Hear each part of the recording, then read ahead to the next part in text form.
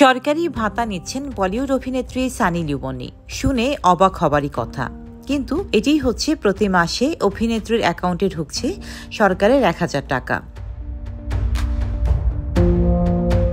ভারতের ছত্তিশগড় রাজ্যে ভারত সরকার বিবাহিত নারীদের মাসিক ভাতা দেয়। মাতারি বন্দনা যোজনা নামে চলছে প্রকল্পটি। সেখানে ভাতা প্রকল্পের দুর্নীতি তদন্ত করতে গিয়ে বেরিয়ে এলো মারাত্মক এই তথ্য। সরকারি নথি যাচাই করতে গিয়ে দেখা গেল সরকারি ভাতা নিচ্ছেন সানি।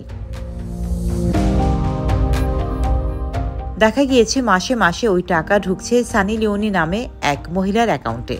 তদন্তে উঠে এসেছে সানি লিওনির নামে ওই অ্যাকাউন্ট খুলেছিলেন বীরেন্দ্র যোশী নামে এক ব্যক্তি। তার নামে পুলিশে অভিযোগ করা হয়েছে।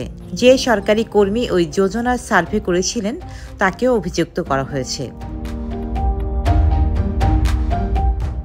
সংশ্লিষ্ট এলাকার জেলা প্রশাসক হরিশ এস জানান, সানি লিওনের নামে খোলা ওই ব্যাংক অ্যাকাউন্ট ইতিমধ্যেই ফ্রিজ করে দেওয়া হয়েছে। এ বিষয়ে তদন্ত করা হচ্ছে।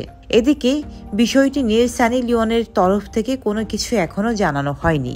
এই অভিনেত্রী বর্তমানে ব্যস্ত সময় পার করছেন একাধিক সিনেমা ও দেশে বিদেশের স্টেজ শো নিয়ে। ডেস্ক রিপোর্ট, সাম্প্রতিক দেশকাল।